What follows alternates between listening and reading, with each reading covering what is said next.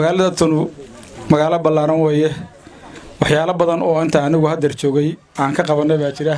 ay nagala shaqeeyeen inaanu korontada ka helno gulis oo hadeertaan magaaladii waxyaalaha aan qabanay waxa kamid ah baalayaasha magaalada ka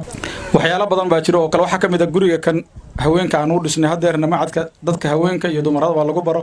oo aanu boogcadiisa si isku tashiya u gadan waxa kamid tahay dooxooyinkii la isugu imaan jiray waxa ka leexday biyihii burdheero biyihii baa ka leexday muradheerana biyihii baa ka leexday dacmumana biyihii baa ka leexday waxaan rabnaa barnaamijka dowladda hoose awalna waxbay nagala qabatay hadeerna inta inay nala dhamaystirto oo wax nagala qabato sidoo kale meesha tan hadeer fadhino beerta tan ah waxaan u malaynayaa inaynuba isla helay mar hore jaanta oo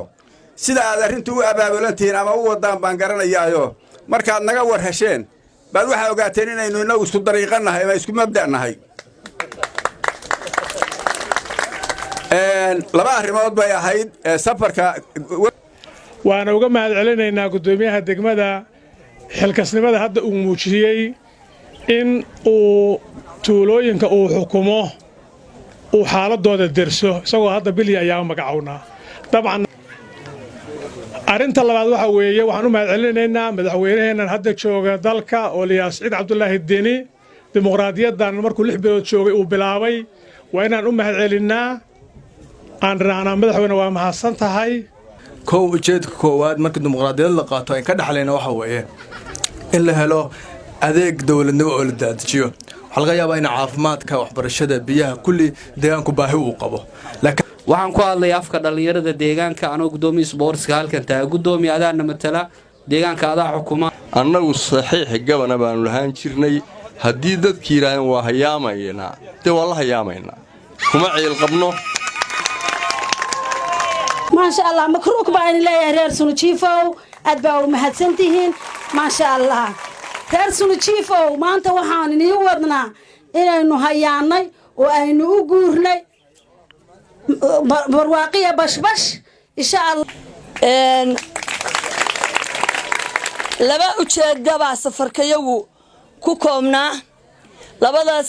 ujeedo uu safarkayagu aanu ku mareynay degmooyinka tuulooyinka ee caasimadu hoos timaado waa laba waxyaalood weeye anoo ku hadlaya afka golaha wakiilada dawladda Puntland waxaanu mareynay oo maayirka ku helnay safarkiisa barakaysan oo runtii tuulo deegaankani idinku degsiimaatiin saa sheegteen waa sax tuulo maahidine waa degsi marka xigtana waxa madaxweynaha dawladda Puntland mudane Siciid Cabdullaahi Deni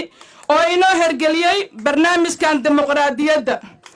ayaan u mahad celinaynaa waxaan idinka doonaynaa reer Sunujiifow in aad nala qaadataan waa sheegteen gudoomiyaha gacantaada u taagteen barnaamijka dimuqraadiyadda shalay waxa codayn jiray oo cid noo soo saari jirtay wixii la doono odayaal badan oo meeshaan fadhiya maantana codkiina inta arday ee quruxda badan leh rag iyo dumar meesha wada taagan waxaad ku ciil baxaysaan codkiina codka aniga aan leeyahay kan isimkii wax ku soo saari jiray uu leeyahay kon odayaashii wax idin soo saari jireen codka uu leeyahay baa dhalinyaradiina oo dhan aad leedihiin waana u baahannahay codkiina soo wax lagu farxa maaha in aad gaartaan iyo dhammaan reer Sunujiif oo meesha maanta runtii wacdar ka muujiyay waxaan leeyahay assalaamu calaykum waraxmatullaahi wabarakaatuh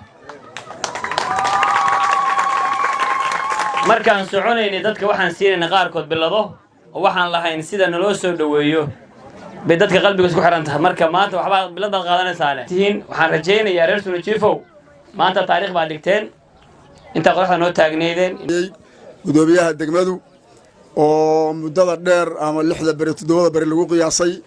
marayay deegaamada kala duwan ee laga xukumo degmada Garowe runtii safarkooda qiimaha badan oo ay dhulka badan ku soo mareen oo ugu kurgalayeen baahida iyo sida ay dadka jooga iyo deegaanku sida uu yahay aad iyo aad baan uga mahad celinayaa dhamaantoodba gaar ahaan gudoomiyaha waqtiga kooban joogay oo mar isla markiiba bilaabay inuu deegaanka xukumo iyo maamulkii isaga loo dhiibay